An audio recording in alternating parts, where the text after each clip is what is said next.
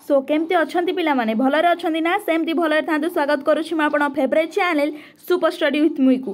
तो पिलाने +3 first semester आमे जो पॉलिटिकल साइंस ऑनर्स पिलांकर क्लास करूथिले आमे तांकर कोर पेपर 1 टा क्लास करुचे ऑलरेडी तांकर 2टा यूनिट सरी गलानी।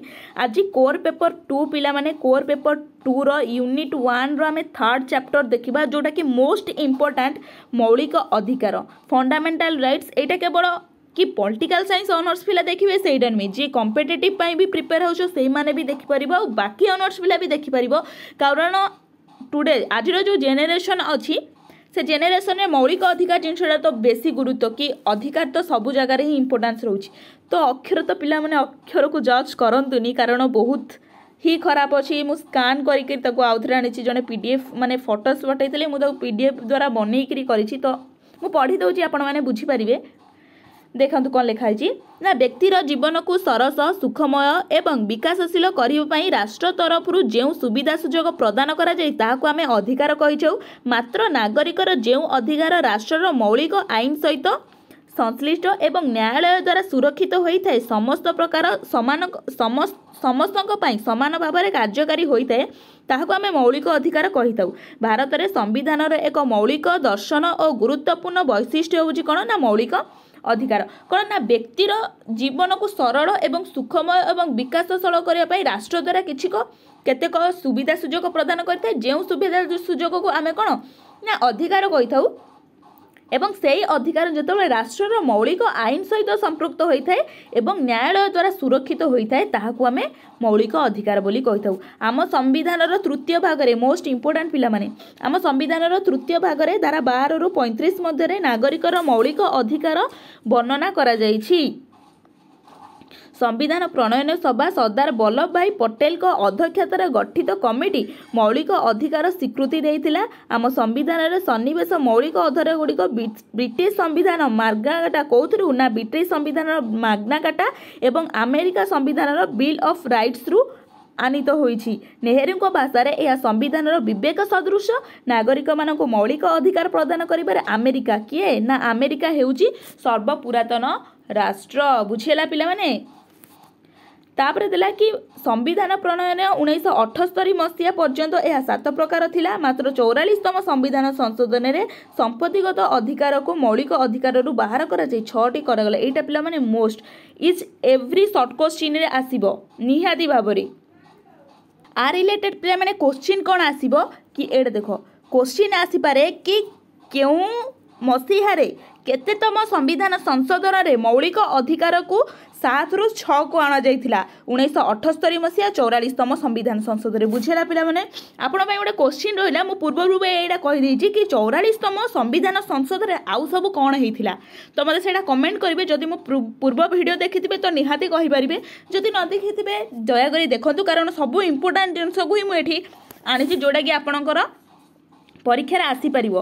देन तापर आसिला कि मौलिक अधिकार को आम जो 6 भाग में विभक्त करागला सेटा कौन फास्ट है समानतार अधिकार राइट टू इक्वालिटी तापर होची स्वाधीनतार अधिकार राइट टू फ्रीडम तापर होची कौन ना शोषण विरोधी अधिकार राइट एगेंस्ट एक्सप्लॉयटेशन तापर होची धर्मगत स्वाधीनता अधिकार right to freedom of religion तापर होची सांस्कृतिक एवं शिक्षागत अधिकार जहाँ को होची कल्चरल एंड एजुकेशनल राइट तापर है संविधान प्रतिकार अधिकार बा राइट टू कॉन्स्टिट्यूशन रिमेडीज जोड़ा कि 6 नंबर आसला। बुझेला 6 नंबर कौन है समानतार अधिकार स्वाधीनतार अधिकार देन तापर रहिला समानतार अधिकार स्वाधीनतार अधिकार शोषण विरोधी अधिकार धर्मगत स्वाधीनता सांस्कृतिक एवं शिक्षागत स्वाधीनता एवं मौलिक संविधान प्रतिकार अधिकार 6टा हो गला।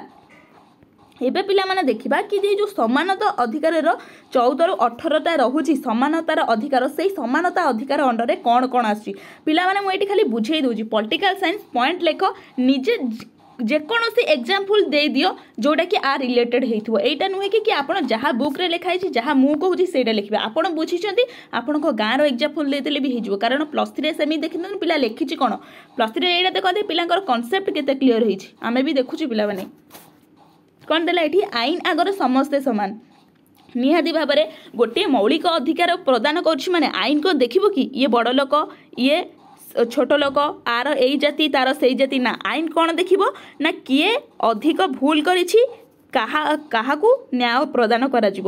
ବୁଝିହେଲା। ଆଇନ ଆଗରେ ସମସ୍ତେ ସମାନ କେତେ ଆସିଲା ନା ଧାରା 14। ଏଇଟା ମୋଷ୍ଟ ଇମ୍ପୋର୍ଟାଣ୍ଟ ପିଲାମାନେ, ସବୁ ମନେ ରଖିବ। ଯେଉଁ 32ଟା ଆମର ଅଛି ତାକୁ ସବୁ ମନେ ରଖିବାକୁ ପଡ଼ିବ ପିଲାମାନେ। ତାପରେ ଦେଲା କ'ଣ ନା ତାପରେ କ'ଣ ଅଛି ଏଇଠି ଦେଖ। ତାପରେ ପିଲାମାନେ ଆସିଲା କି ପକ୍ଷପାତିତାର ନିଷେଧ ଦେଶ, ମାନେ ପ୍ରୋହିବିସନ୍ ଅଫ୍ ଡିସ୍କ୍ରିମିନେସନ୍। ଆମେ କାହାର ପକ୍ଷକୁ ପକ୍ଷପାତିତା କରିପାରିବାନି କି କେଉଁ ଗୋଟେ ଲୋକର କି କେଉଁ ପକ୍ଷକୁ ନିଷେଧାଦେଶ କରିପାରିବାନି। ଯଦି ବି ଆପଣ ଏଇଟା ବୁଝିପାରୁନାହାନ୍ତି, ଏଇଟା ଟିକେ କମ୍ପ୍ଲେକ୍ସ ଅଛି, ତ ମୁଁ ଆକୁ ଆର ଯେଉଁ ଅଣ୍ଡରରେ ଯାହା ଲେଖା ହେବ ମୁଁ ତାକୁ ଟେଲିଗ୍ରାମରେ ଅପଲୋଡ଼ କରିଦେବି, ତ ଆପଣ ଯେ ଟେଲିଗ୍ରାମରୁ ଦେଖିଦେବେ। ତ ତାପରେ କ'ଣ ଆସିଲା କି ସରକାରୀ ନିଯୁକ୍ତି କ୍ଷେତ୍ରରେ ସମାନ ସୁବିଧା ସୁଯୋଗ। ଆମେ ଯେଉଁ ସରକାରୀ ନିଯୁକ୍ତି ଆମର ଯେଉଁ ଜିନିଷଟା ରହୁଛି କି OAS ହଉ IAS ହଉ, ସମସ୍ତଙ୍କୁ ସମସ୍ତେ ଏକ ଭାବି ଦେଖାଯିବ କି ହଁ ଆକୁ ଆମେ ଅଧିକା ସୁଯୋଗ ଦେବା, ତାକୁ ସୁଯୋଗ ଦେବା, ଆକୁ ଆଣି କପି ଦେବା, ତାକୁ ଆଣି, ଏ ଜିନିଷଟା ସେଠି ଦେଖାଯିବନି। ଅସ୍ପୃଶ୍ୟତା ନିବାରଣ। ଅସ୍ପୃଶ୍ୟତା ନିବାରଣ କ'ଣ ଆପଣ ତ ବୁଝିପାରୁଥିବେ, ଯେଉଁଟାକି ଆମେ ଜାତିବାଦ ଭେଦଭାବ ଦେଖିବାନି, ସେଇଟାକୁ ନିବାରଣ କରିବା, ଯେଉଁଟାକି ଆର୍ଟିକଲ 17ରେ ଅଛି। ତାପରେ ଆସିଲା କ'ଣ, ହଁ ତାପରେ ଆସିଲା ଉପାଧି ଉଚ୍ଛେଦନ। ଏଇଟା ଦେଖ 1980 ମସିହା ଠାରୁ ଭାରତର ସରକାର ଯାହାକି ଭାରତ ରତ୍ନ, ପଦ୍ମଭୂଷଣ ଏବଂ ପଦ୍ମଶ୍ରୀ ପ୍ରଭୃତି ସମ୍ମାନକୁ ପଦବୀକୁ ପ୍ରଦାନ କରୁଛନ୍ତି। ମାନେ ଏଇ ଏତିକକୁ ପ୍ରଦାନ କରୁଛନ୍ତି, ବାକି କିଛିକୁ ସେମାନେ ରିଫର୍ସ କରୁନାହାନ୍ତି। ଯେମିତି ଆମେରିକାରେ ବହୁତ ସାରା ଜିନିଷ ଅଛି କି ଆକୁ ଏଇଟା ମିଳିବ, ତାକୁ ସେଇଟା ମିଳିବ, ସେତିକି ନାହିଁ। ବାସ୍ ଭାରତ ରତ୍ନ ଏଇଟା ଗୋଟେ ପଦବୀକୁ ବୁଝଉନି ପିଲାମାନେ, ଏଇଟା ଗୋଟେ ଉପାଧିକୁ ବୁଝୁନି, ଏଇଟା ଗୋଟେ ପଦବୀ ବୁଝୁ। ହଁ ସେ ଭାରତ ରତ୍ନ ଆୱାର୍ଡ଼ ପାଇଛି, ହେଲା ବୁଝିଲା। ତାପରେ ଆସିଲା କି ସ୍ୱାଧୀନତା ଅଧିକାର। ସ୍ୱାଧୀନତା ଅଧିକାର କ'ଣ ହେଲା ନା ଫାଷ୍ଟ 19ରୁ 22 ସ୍ୱାଧୀନତା ଅଧିକାର ଆସିଲା। ସେଇଟା କେତେ ଯାଇଥିଲା ନା 14ରୁ 18, এইটা আসলে 19ରୁ 22। তো 19ରୁ 22 କ'ଣ ହେଲା ନା ବ୍ୟକ୍ତିଗତ ସ୍ୱତନ୍ତ୍ରତା ଗୋଟେ ରହିଲା, ତାପରେ ଆଇନର ଶାସନ ରହିଲା, ଜୀବନ ଧାରଣ ସ୍ୱାଧୀନତା, ଶିକ୍ଷାଗତ ଅଧିକାର। ତା ଅଣ୍ଡରରେ ତ ଲେଖା ହେଇଛି ପିଲାମାନେ, ଆପଣ ବୁଝିପାରିବେ। ବେଆଇନ ଅଟକରୁ ସୁରକ୍ଷା, ମାନେ ଗୋଟେ ବ୍ୟକ୍ତିକୁ ଆମେ ବେଆଇନ ଅଟକ ରଖିପାରିବାନି। ମାନେ କ'ଣ କହିଲେ, ମାନେ ଧର ଗୋଟେ ବ୍ୟକ୍ତି ଯଦି ସେ ତାକୁ ନ୍ୟାୟ ମିଳିଯାଉଛି, ହଁ ସିଏ ଆଉ ଦୋଷୀ ନୁହେଁ, ତ ଆମେ ସେଠି ତାକୁ ଅଟକ କରି ରଖିପାରିବାନି। ତା ଧାରା କେତେ ରହୁଛି ନା 22। ତାପରେ ଆସିଲା ଶୋଷଣ ବିରୋଧୀ ଅଧିକାର। ଶୋଷଣ ବିରୋଧୀ ଅଧିକାର କ'ଣ ରହିଲା ନା 23ରୁ 40, ମଣିଷ କିଣାବିକା କରିପାରିବା ନାହିଁ, ଶିଶୁ ନିଯୁକ୍ତିକୁ ନିଷେଧ। ମାନେ ଆମେ ଶିଶୁ ଯିଏ 18 ବର୍ଷ ତଳକୁ ଅଛି ତାକୁ ଆମେ କୌଣସି କାର୍ଯ୍ୟରେ ନିଯୁକ୍ତି କରିପାରିବାନି କିମ୍ବା ମଣିଷକୁ କିଣାବିକା କରିପାରିବା ନାହିଁ। ତାପରେ ରହିଲା କ'ଣ ନା ଧର୍ମଗତ ସ୍ୱାଧୀନତାର ଅଧିକାର।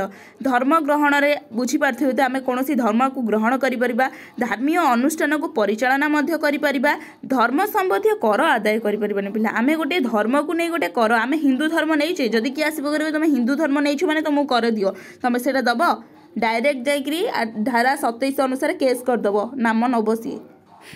ଧର୍ମ ସମ୍ବନ୍ଧୀୟ ଶିକ୍ଷା ନିଷେଧ। ତାପରେ ଧର୍ମ ସମ୍ବନ୍ଧୀୟ ଆମେ କୌଣସି କାହାକୁ ଶିକ୍ଷା ଦେଇପାରିବାନି। ମାନେ ଧର ତୁମର ହିନ୍ଦୁ ଧର୍ମ ଅଛି କିମ୍ବା ମୁସଲିମ ଧର୍ମ ଅଛି, ତୁମେ ସେଇ ଧର୍ମକୁ ନେଇ ଆଉ ଗୋଟିଏ ଧର୍ମର ଲୋକମାନଙ୍କୁ ଶିକ୍ଷା ପ୍ରଦାନ କରିପାରିବ ନାହିଁ, ଯେଉଁଟାକି ଧାରା 28ରେ ଅଛି। ତାପରେ ସାଂସ୍କୃତିକ ଏବଂ ଶିକ୍ଷାଗତ ଅଧିକାର ହେଉଛି ସଂଖ୍ୟାଲଘୁ ସାଂସ୍କୃତିକ ସୁରକ୍ଷା, ସଂଖ୍ୟାଲଘୁ ସମ୍ପ୍ରଦାୟର ଶିକ୍ଷାନୁଷ୍ଠାନ ପ୍ରତିଷ୍ଠା। ମାନେ ସଂଖ୍ୟାଲଘୁକୁ ଆମେ କେମିତି ସୁରକ୍ଷା ଦେବା ଏବଂ ସଂଖ୍ୟାଲଘୁ ସମ୍ପ୍ରଦାୟର ଶିକ୍ଷାନୁଷ୍ଠାନ କେମିତି ପ୍ରତିଷ୍ଠା କରିବା, ଯାହା ଧାରା 30ରେ। ଏଇଠି ଆସିଲା ପିଲାମାନେ ଟିକେ କମ୍ପ୍ଲେକ୍ସ ଜିନିଷ, ସମ୍ବିଧାନ ପ୍ରତିକାର ଆଇନ। ଆମେ ତ ତାକୁ ଧାଡ଼ିଏ ଲେଖିଦେଲେ ବି ବୁଝିକିରି ତା ଦଳକୁ ଦଳ ଲେଖିଦେବା, ବଟ୍ ଏଇଟା ଲେଖିପାରିବାନି। ଅଛି ସମ୍ବିଧାନ ପ୍ରତିକାର ଅଧିକାର, ଯାହାକି ଧାରା 32ରେ ଅଛି, ବୁଝିହେଲା। ଏହି ଅଧିକାରଟି ଅନ୍ୟ ଅଧିକାରର ସୁରକ୍ଷା କବଚ। ଆମେ ତ ଏଇଠି ଲେଖିଲେ କି ସମ୍ବିଧାନ ପ୍ରତିକାର ଆଇନ, ଏହି ଅଧିକାରଟି ଅନ୍ୟ ଅଧିକାରର ସୁରକ୍ଷା କବଚ। ଏହା ଦ୍ୱାରା ଅଧିକାର ଗୁଡ଼ିକ ନ୍ୟାୟାଳୟ ଦ୍ୱାରା ସୁରକ୍ଷିତ ହୋଇଥାଏ। ନାଗରିକର ମୌଳିକ ଅଧିକାର ଭଙ୍ଗ ହେଲେ ଏହି ଧାରା ଅନୁସାରେ ସିଧାସଳଖ ଭାବରେ ସର୍ବୋଚ୍ଚ ନ୍ୟାୟାଳୟର ଆଶ୍ରୟ ନେଇପାରିଥାଏ। ଏଥିରେ 5 ଗୋଟି ରିଟ୍ସ ବା ହୁକୁମନାମା ଅଛି। ମୋଷ୍ଟ ଇମ୍ପୋର୍ଟାଣ୍ଟ କି ସମ୍ବିଧାନ ପ୍ରତିକାର ଆଇନରେ କେତେ ଗୋଟି ରିଟ୍ସ ଅଛି? 5 ଗୋଟି ରିଟ୍ସ ଅଛି। କ'ଣ ହେଲା ନା ଫାଷ୍ଟ ହେଉଛି ବନ୍ଦୀ ପ୍ରତ୍ୟକ୍ଷୀକରଣ ବା ହାବିୟସ୍ କର୍ପସ୍, ଦେନ୍ ରହୁଛି ପରମାଦେଶ ବା ମାଣ୍ଡାମସ୍, ପ୍ରତିଷେଧ ବା ପ୍ରୋହିବିସନ୍, ତାପରେ ହେଉଛି ଅଧିକାର ପୁଚ୍ଛ, ତାପରେ ରହିଲା ଅଧିକାର ପୁଚ୍ଛ କ'ଣ କ୍ୟୁଆ ଓରିଏଣ୍ଟୋ, ହଁ କ୍ୟୁଆ ଓରିଏଣ୍ଟ। ତାପରେ ଅଛି କ'ଣ ନା ଉତ୍ପ୍ରେକ୍ଷଣ ବା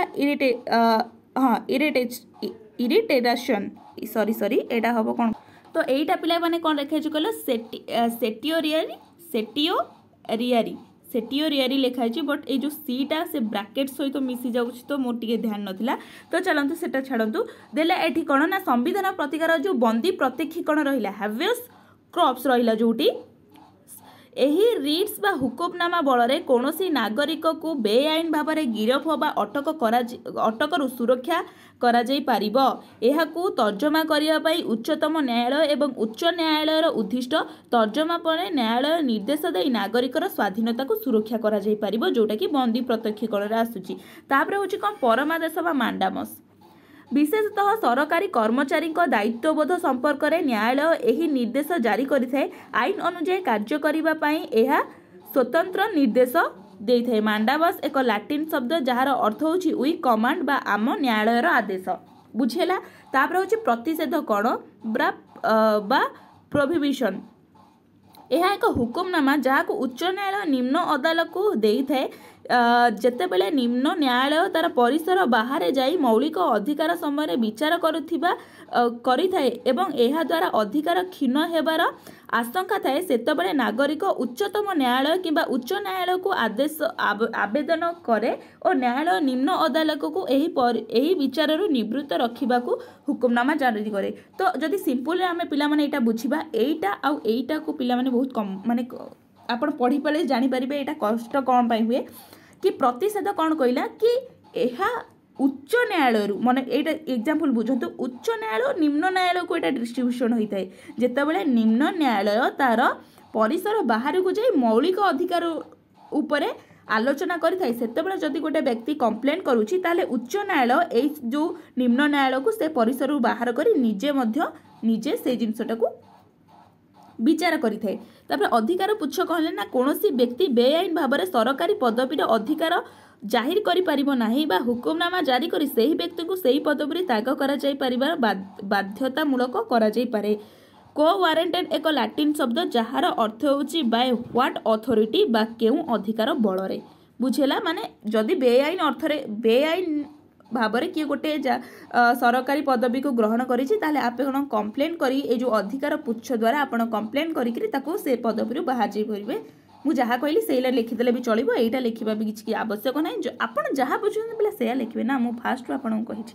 तापर आसिला उत्प्रेक्षण एटा टिके कॉम्प्लेक्स अछि एही हुकुमनामा अनुसार तळ कोर्ट रु उच्चतम न्यायालय किबा उच्चतम न्यायालय किबा उच्चतम न्यायालय को उच्च न्यायालय किंबा उच्चतम न्यायालय को मोकदमा स्थानांतरित होता है कौन संविधान मोकदमा दल कोर्ट रे विचार पर यह घटी थाए। ए क्षेत्र में जदि तल कोर्ट निजर क्षमता परिसर बाहर संविधानिक मोकदमा विचार करी थाए प्रदान करे एवं जद्वारा कि मौलिक अधिकार क्षीण होता है तेबे से क्षेत्र में नागरिक उच्च न्यायालय आवेदन करि उच्च न्यायालय जदि तांको जुक्ति सह एकमत हुए ताहले उच्चतम न्यायालय यही हुकुमनामा अनुଯାयी से ही राय को नाकच करिथाए।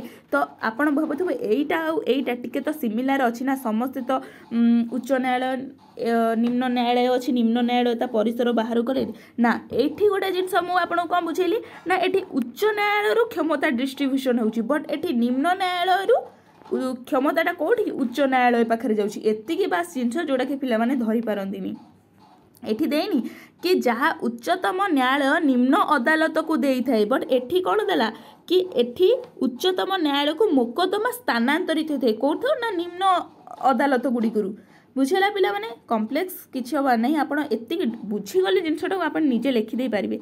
तो आशा करूछि वीडियोटी आपण पई बहुत हेल्पफुल हेतिबो जदि मो पढेबार किछि भी भूल हेतिबो ताले दया करी क्षमा करि देबे कारण फास्ट स्टार्ट होछि आपणको पई आपणकर सपोर्ट हमको निहारी दरकार रहिली। नमस्कार जय जगन्नाथ रहुछि पिला माने।